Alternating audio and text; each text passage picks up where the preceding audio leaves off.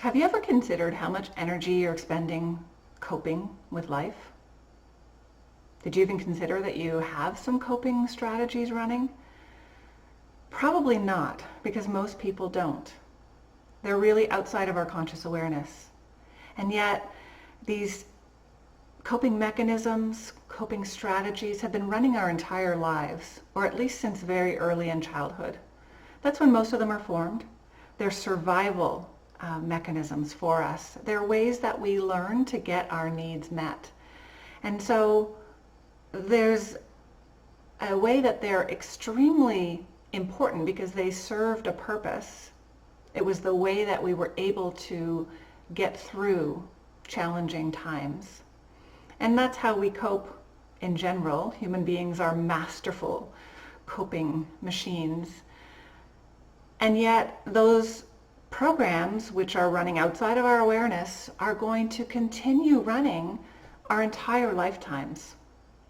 But they really only had a purpose in the short term. They are short-term strategies.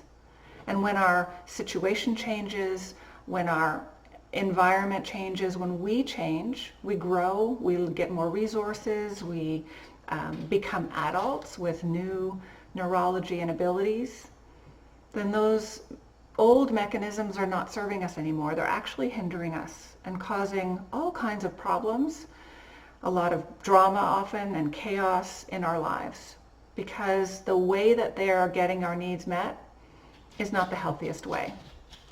But these mechanisms will continue running. They will continue running unless or until we shine a light onto them in the unconscious or at the unconscious level. And so let me give you an example. A woman named Mary had an emotionally unavailable mother. And so very early in her life, Mary learned that she was not to show any emotion. Her mother just simply couldn't handle it. And there would be repercussions, and Mary would be, she would be shunned for having emotions. And so Mary began very quickly, learned how to deny her feelings, even to herself, and became quite emotionally unavailable herself until she realized that there was a problem in her adult years and sought out some help because she realized she was really numb and kind of flatlined emotionally as she was going through life. Another example is Frank. So Frank grew up with two parents who were both working, but they couldn't hold down steady jobs. They were overwhelmed with life all the time. So Frank ended up working before he was the age of 11 to contribute to the household and bring in some money. And so he learned early on that being the hero was the way to get love. He was praised for it and given a lot of attention for it. But it took its toll.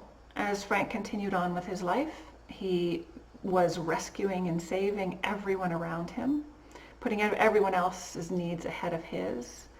And he became depleted, drained, frustrated, and had not been able to achieve what he wanted in life because he was never prioritizing his own needs and wants and desires.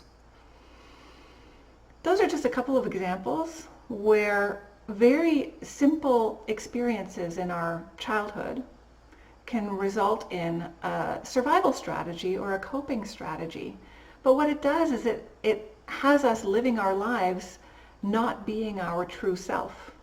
Our coping strategy hides the true expression of ourselves. And so we end up being an altered version of ourselves, not able to be fully expressed, be able to achieve all that we want and achieve our potential.